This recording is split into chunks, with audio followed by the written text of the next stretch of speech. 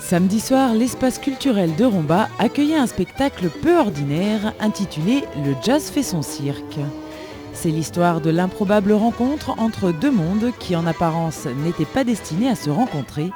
Mais les apparences sont souvent trompeuses et aujourd'hui, l'évidence de cette belle rencontre saute aux yeux. Imaginez un clown jouant sur des accords de jazz et imaginez du jazz en piste. Eh bien c'est ça.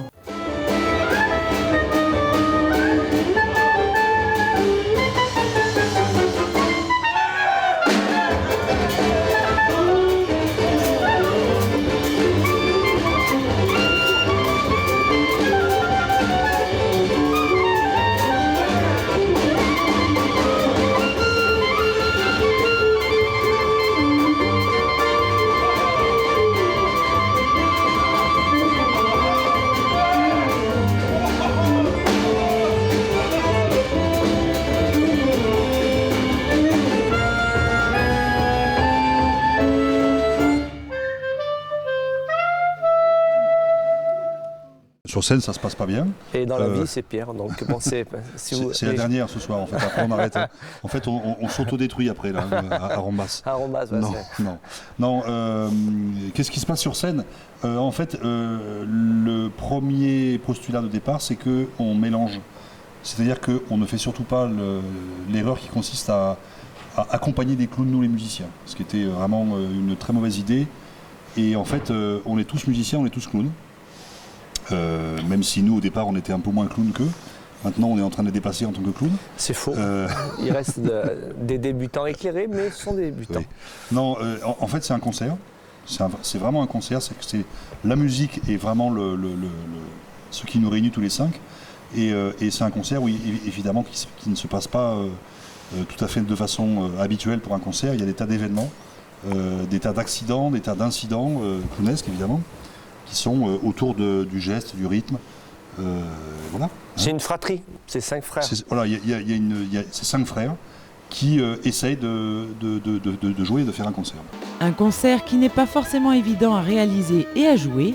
Le clown s'approprie le jazz et le jazz prend sa liberté dans le jeu du clown le temps de ce spectacle. Chacun joue dans la cour ou le répertoire de l'autre et la poésie particulière de ces deux univers n'en fait plus qu'une.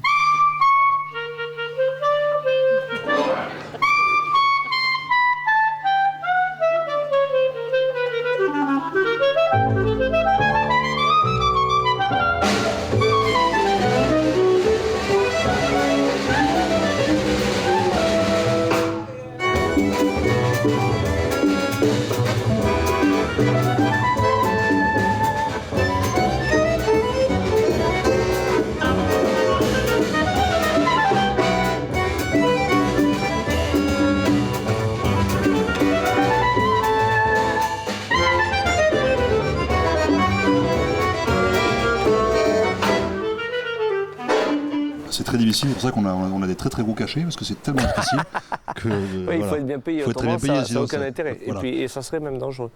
Donc non, mais c'est difficile de...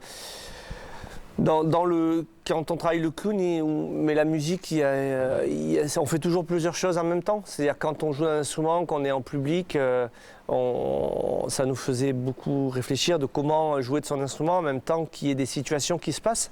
Alors c'est vrai que c'est toujours dur, puisque la musique, on a essayé qu'elle ne soit pas soldée, qu'elle soit vraiment, qu'il y ait un vrai engagement et une vraie partition musicale qui se tienne, voilà. Et en même temps qu'il y ait des situations derrière. Donc il y a un peu cerveau droit, cerveau gauche, il faut jouer de la musique et en même temps il faut défendre les situations et faire circuler entre guillemets l'énergie plus théâtrale ou clownesque entre les personnages. Alors on a la chance de jouer et l'expérience dans ces cas-là est toujours la bienvenue, parce que c'est vrai que entre les premières de ce spectacle et maintenant où on doit être rendu à 120 représentations, voilà, on se sent mieux, même si chaque soir c'est à refaire. Mais C'est vrai qu'il y a une égalité. Visiblement, c'est ce que nous on ressent et c'est ce que le public ressent aussi, c'est qu'il y a vraiment une véritable égalité entre ces deux univers. Et ça, je pense que peut-être c'est ce qui peut-être fait la force de ce spectacle, si il faut parler de force. Tout à fait, oui, Philippe, oui. Ça, c'est bien dit, ça. Ça, j'aurais pas pensé ça. Et pour arriver à cette force, ils sont 5 sur scène. On a Achille Zavata. Non, c'est faux. Ron Carter. Non plus. Alors, Non. Qui es-tu? Je m'appelle Philippe Evrard et je suis contrebassiste. Voilà. Et moi, je m'appelle Alain Reynaud, je suis accordéoniste. On est très mal poli, parce qu'on commence par les gens présents. Et il y a également dans ce spectacle... Eric Longsworth, Oui. qui est violoncelliste américain. Voilà. Et il y a Pierre Thiboum, qui est batteur français. Et il y a... Nicolas Bernard, Voilà. qui est clown musicien. Voilà, clarinettiste, guitariste et clown. Il funambule sur les notes, il jongle avec des accords improvisés ou écrits et joue avec des instruments devenus tout à coup accessoires. On passe alors d'un éclat de rire à une profonde émotion, le temps d'un accord. Et cette nouvelle aventure sans frontières amuse et émerveille petits et grands. Sur scène, nous, on n'est pas métronomique, voilà, donc on suit forcément l'interaction avec le public. Mais pour l'instant, les gens nous ont toujours laissé finir et on ne s'est jamais fait attaquer, donc ça se passe très bien. Mais c'est vrai que la chance et l'intérêt de beaucoup jouer ce type de spectacle, ça a beaucoup d'importance, peut-être plus que des concerts de jazz. Des concerts de jazz, il y a vraiment beaucoup d'improvisation. Et ça peut être très très changeant suivant le public, mais il y a quelque chose de c'est la musique qui sécrète ça. Alors que là il y a vraiment, d'abord évidemment il y a une espèce de match entre le public et le spectacle. Et moi ce qui m'a beaucoup frappé dans ce spectacle, c'est que c'est le burlesque, c'est une mécanique. Même s'il y a une partition qui est précise, mais il y a aussi le côté jazz, il y a aussi des improvisations, mais ça demande à être, plus on joue et mieux c'est en fait, parce que c'est vraiment une mécanique. Il y a vraiment une horlogerie qui doit être très précise au niveau du time, au niveau du tempo, etc. Cette précision du tempo est très importante et a permis au Jazz fait son cirque d'allier ces deux univers et faire de ce concert un spectacle à part entière pour toute la famille. C'est vrai que le cirque, c'est plutôt un univers qui est très large au niveau des publics. Le jazz est peut-être un peu plus, entre guillemets, élitiste. Bon, c'est pas du tout ce que nous, on essaye de faire passer par rapport au terme de jazz. Et dans le spectacle, le terme de jazz englobe beaucoup de musiques très différentes. Il n'y a pas vraiment un style, c'est ni du Nouvelle-Orléans, ni du bebop, ni du... Donc il peut y avoir du musette, il peut y avoir de la musique klezmer, il peut y avoir de la musique d'Europe centrale, il peut y avoir du groove, il peut y avoir des tas de choses. En plus, c'est une musique qui, à part 2-3 éléments, est une musique écrite pour le spectacle, donc il y a quand même une unité. Parce que ça a été un peu l'auberge espagnole, chacun a amené des morceaux qu'on a ensuite travaillés collectivement. Et il continue, parce que là, je ne sais plus où j'en suis. Là. On te demandait pourquoi ce spectacle s'adressait à un large public, et tu as répondu carrément à une autre question qui n'était pas posée. Donc on comprend plein de coupé. Ils vont rien comprendre. Il me semble. Me semble-t-il. Il me semble que c'est un concert, mais c'est un spectacle. Et il y a des choses à regarder, à voir. Voilà. Donc c'est ce qui fait, je pense, le fait que c'est très ouvert, quoi. Beaucoup plus qu'un concert de jazz.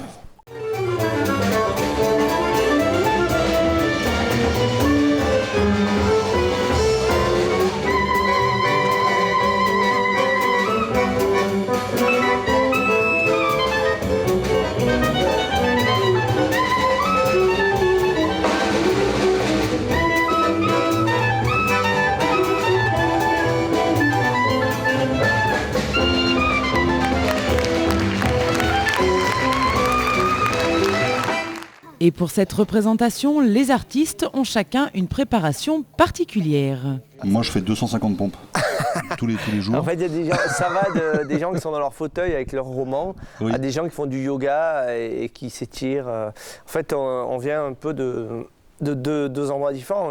Nous, on vient, Les athlètes. on est des clowns, on vient vraiment du cirque, donc dans un temps un peu ancien, on était plutôt acrobates, toutes ces choses-là. Donc, on a gardé quelques Rituel. réflexes et rituels qui ressemblent à ceux qui travaillent avec leur corps. Et puis, nous avons les musiciens de jazz qui, eux, dans leur loge, mangent des mandarines et se mettent dans le sofa pour lire leur roman en nous faisant croire que c'est une préparation. Et on les croit puisqu'on ne connaît pas ce monde. Et d'ailleurs, Mais ça marche. mais en même temps, regardez. Ah, j'en fais plus parce qu'après C'est énorme. Ouais.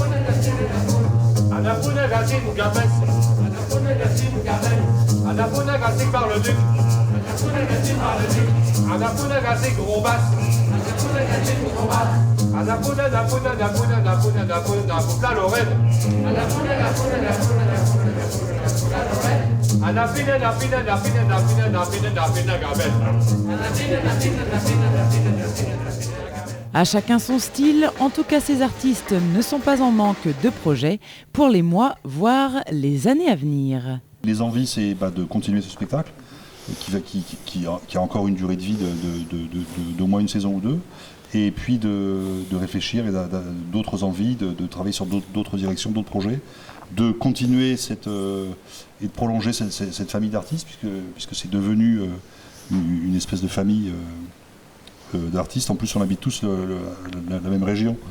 On a la chance de travailler sur cette région et puis de monter d'autres spectacles, d'autres projets, de nourrir ça et puis de continuer, de faire d'autres rencontres.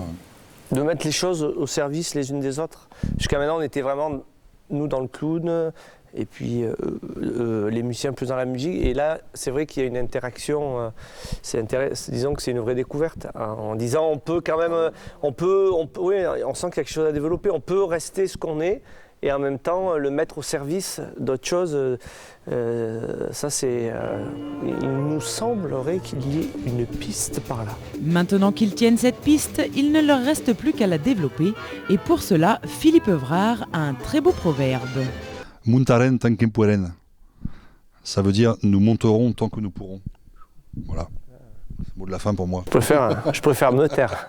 Alors, si personne n'a plus rien à dire, voilà un dernier extrait de ce concert sans frontières.